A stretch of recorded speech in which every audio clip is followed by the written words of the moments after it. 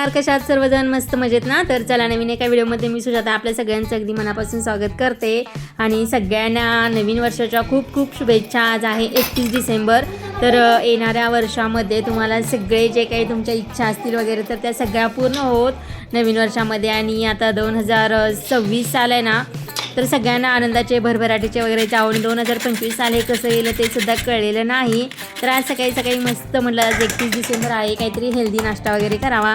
तर एकच बीट माझ्याकडे शिल्लक होतं म्हणून मी इथे एक कांदा घेतलेला आहे, एक बीट किसून घेतलेला आहे. लसूण आता दुसरीकडे चेचत बसण्यापेक्षा मोठा मोठाच पाहिजे होता मला, म्हणून मी लसूण आणि जिरं प्लेटमध्ये म्हणजे चेचून घेतलेला आहे. कोथिंबीरसुद्धा आहे आणि खरडा आहे, अगदी हिरवागार खरडा आहे. तर त्यामुळे मी मिरची वगैरे काही बारीक केलेली नाही. तर इथं प्रत्येक वाटीचं बरोबर प्रमाण घेतलेलं आहे. 1 वाटी गव्हाचं पीठ घेतलेलं आहे, 1 वाटी ज्वारीचं पीठ घेतलेलं आणि 1 वाटी बेसन पीठ घेतलेलं आहे. सगळ्या वाट्या समान आहेत, कारण अगोदरच्या एका पराठामध्ये मी सांगितलं होतं की म्हणजे गव्हाच्या वाटीचं प्रमाण थोडंसं जास्त होतं, पण इथं सेम प्रमाणामध्ये मी इथं वाट्या घेतलेल्या आहेत आणि त्याच्यानुसार मी पीठ घेतलेलं आहे. तर सगळी पिठे इथे मी चाळून वगैरे घेतलेली आहेत. चवीनुसार मीठ घातलेलं आहे, हळद घातलेली आहे आणि जिरं आणि लसूण आहे ना, तर ते चेचून घेतलेलं मोठं मोठं खूप छान लागतं दाताखाली आल्यानंतर. तर ते सुद्धा त्याच्यामध्ये घातलेलं आहे. कांदा बारीक चिरून घातलेला आहे, कोथिंबीर घातलेली आहे आणि भरपूर असं तीळ घातलेलं आहे. आणि आता थंडीमध्ये तीळ खाल्लेलं कधीही चांगलं.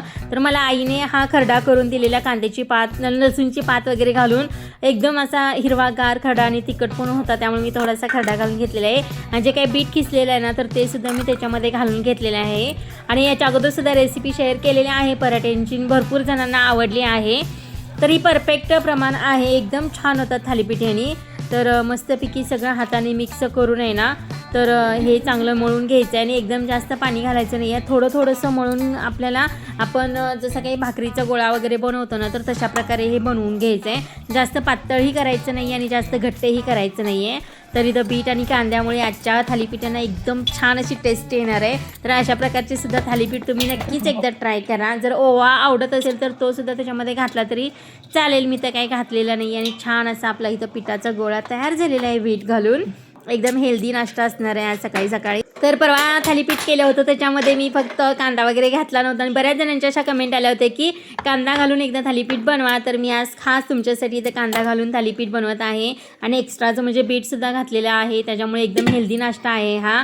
आणि इथं बघा एक 10-15 मिनटं मी सगळी तयारी करेपर्यंत, बाकीची जी काही कामं आहेत ना, तर ती आवरेपर्यंत वगैरे पीठ चांगलं भिजू दिलेलं आहे. आणि चांगलं कलरसुद्धा किती छान आलं बघा. फक्त एकच बीट घातलेलं आहे तरीसुद्धा कलर इथं छान आलेला आहे. आणि एकदम असा गोळा घ्यायचा आपल्याला पाहिजे तेवढा. आणि इथं मेन म्हणजे मी जी काही आपण पापड करायची मशीन आहे ना, तर ती घेतलेले आहे आणि त्याच्यामध्ये मी इथं आज थालीपीठ तुम्हाला करून दाखवते. एकदम छान होते. आणि खालच्या साईडला प्लॅस्टिक कागद घातला तर आपण तव्यामध्ये जेव्हा आपण पराठा टाकतो ना, तर तेव्हा तो चिकटला जातो, म्हणून मी इथं खालच्या साईडला आहे ना, तर ते कापडच टाकून घेतलेलं आहे आणि वरून आहे ना प्लॅस्टिक कागद असा वापरलेला आहे. आणि एकदम छान एकसारखे असे हे थालीपीठ होतात, मस्त होतात, टेस्टला सुद्धा अगदी अप्रतिम लागतात. तर अशा प्रकारची सुद्धा तुम्ही एकदा थालीपीठ नक्कीच ट्राय करा आणि मला कमेंटमध्ये सांगा की कशी झालेले आहेत. आणि ही आयडियासुद्धा एकदम बेस्ट आहे. तर अशा प्रकारे सुद्धा तुमच्याकडे मशीन असेल ना, तर अशा प्रकारे सुद्धा हे थालीपीठ तुम्ही बनवू शकता, एकसारखे होतात असे. तर जेव्हा आपण हे थालीपीठ तव्यामध्ये टाकायचं असतं ना, तर त्याच्या अगोदरच असे होल वगैरे पाडून घ्यायचे, एकसारखे पडतात. आणि जर का कुणाला तव्यामध्येच असं थालीपीठ टाकून नंतर होल पाडता येत असतील ना, तर त्यांनी तसे पाडले तरी चालतील. पण मी आज अशा प्रकारे होल वगैरे पाडून घेतलेले आहेत. छान तेल वगैरे सगळीकडून म्हणजे लागलं जातं, त्याच्यामध्ये आपल्याला तेल सोडता येतं, त्याच्यासाठी आपण असे हे होल्स पाडून घेतो. तर मस्तपैकी ते मी परवा बाजारात गेले होते, तर मला इथं तेल लावायला छान असं भेटलेलं आहे. धागा आहे फक्त हा, आणि ते मी घेऊन आले. असं काही नवीन दिसलं की घेऊन येत असते. तर तेल वगैरे सगळीकडे लागलं जातं त्यांनी, तर त्यासाठी मी हे घेऊन आलेले आहेत. आणि मस्त असं करपूस होईपर्यंत हे थालीपीठ आपल्याला भाजून घ्यायचं आहे. जेवढं जास्त करपूस भाजेल ना, तर तेवढंच छान लागतं. तर एकदम तीळ वगैरे भरपूर टाकल्यामुळे एकदम भारी झालेला, टेस्टला तर एकदम अप्रतिम झालेला. आणि थोडंसं दही वगैरे घेतलेलं, त्याच्यामध्ये थोडीशी भगवती घातलेली, म्हणजे लाल तिखट घातलेलं, थोडंसं बीट टाकलेलं, कारण जेवढं दह्यामध्ये काही मीठ किंवा चटणी वगैरे टाकलं ना, तर ते एकदम टेस्टला लागतं. तर इथं छानपैकी तर ही आपली आत्ता नाश्त्याची डिश तयार झालेली आहे. तर असं पण बीट कधी जास्त खाल्लं जात नाही, त्यामुळे असं पराठ्यामध्ये मिक्स वगैरे करून बीटाचा पराठा वगैरे केला ना, तर एकदम टेस्ट लागतो. आणि मुलांना वगैरे सुद्धा डब्याला असे पराठे देऊ शकता तुम्ही. आणि त्यामुळं तर मुलांना असा हेल्दी नाश्ता त्यांच्या पोटामध्ये जाऊ शकतो. थोडासा असं बीट दिलं की खात नाहीत ते, पण स्वराला सुद्धा हा पराठा खूप आवडला आणि तिनं खाल्ला सुद्धा गरम गरम.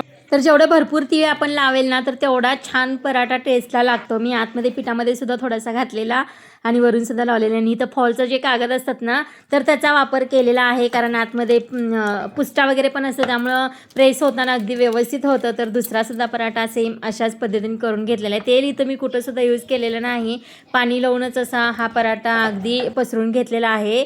आणि हा सुद्धा पराठा छान आणि एकसारखा असा झालेला आहे, कारण मशीनचा उपयोग त्याच्यासाठीच होतं की आपण असं ह्याच्यामध्ये पोळपाट लाटण्यावरती वगैरे करतो ना तर तेव्हा लहान मोठे असे पराठे होऊ शकतात, पण मशीनमध्ये जर केलं तर असे एकसारखे पराठे होऊ शकतात. मी तर काही जास्त केले नाही, फक्त 2-3 पराठे मशीनमध्ये केल्याने जे काही आपण ह्याच्यामध्ये करतो ना पोळपाटावरती वगैरे तर त्याच्यावरती सुद्धा छान होतो. जर मशीन नसेल ना तर पोळपाटावरती सुद्धा तुम्ही अशा प्रकारे हा पराठा बनवू शकता. तर इथे छानपैकी हा सुद्धा पराठा मी बनवून घेतलेला आहे. तर दरवेळेस नाश्त्याला आपण उपीट, पोहे, मॅगी हे ते असं काय काय करत असतो. मग आज विचार केला थोडासा, आज 31 डिसेंबर आहे, थोडासा काहीतरी वेगळा नाश्ता बनवूया. मग लक्षात आलं की एक बीट शिल्लक आहे, तर त्या बीटापासून मस्तपैकी आज असा हा नाश्ता सगळ्यांसाठी बनवलेला आहे आणि मस्तसुद्धा झालेला, टेस्टीसुद्धा झालेला. तर 2-3 म्हणजे सगळ्यांना करेल तसे दिले गरम गरम खायला. आणि थोडंसं म्हटलं पोळपाट लाटण्यावरती सुद्धा आपण बनवून बघूया, कारण मशीन सगळ्यांकडेच असते असं नाही. तर इथं पोळपाट लाटण्यावरती सुद्धा आहे ना तर तो बनवून बघितलेला आहे आणि मस्त आलेला. अगदी लाटण्याने बिना प्लॅस्टिक कागद ठेवता सुद्धा लाटण्याने अगदी व्यवस्थित लाटायला आलेला आहे हा पराठा. आणि पीठ अगदी व्यवस्थित झालेलं आहे, मेजरमेंट अगदी व्यवस्थित आहे. तर तुम्ही प्रत्येक एक वाटीचं सेम प्रमाणात वाट्या घ्या आणि प्रत्येक एक वाटीनी बेसन पीठ, ज्वारीचं पीठ आणि गव्हाचं पीठ घ्या आणि त्यानुसार हे पीठ तयार करा. तुम्ही तुमच्या आवडीनुसार ह्याच्यामध्ये भाज्या वगैरे घालू शकता कोणतीही. माझ्याकडे बीट होतं म्हणून मी बीट घातलेलं आहे. तुम्ही नुसतं कांदा जरी घालायचं म्हणलं ना तरीसुद्धा छान पराठा लागतो. तर अशा प्रकारे एकदा करून नक्कीच बघा. आणि इथं बघा मी प्लॅस्टिक कागदसुद्धा वापरलेला नाही, पण लाटायला अगदी व्यवस्थित आलेला आहे. थोडासा लाटलेला आहे, थोडासा हाताने थापून घेतलेला आहे आणि मस्त एकसारखा असा हा पराठा तयार झाला. आता बरेच दिवस झालं मी म्हणत होते की मला बीटचा पराठा बनवायचा आहे, बीटचा पराठा बनवायचा आहे, पण कधी बनवायचं असलं की मग बीट नसायचं, मग बीट असलं की मग मूड नसायचा, असं काहीतरी होत असायचं.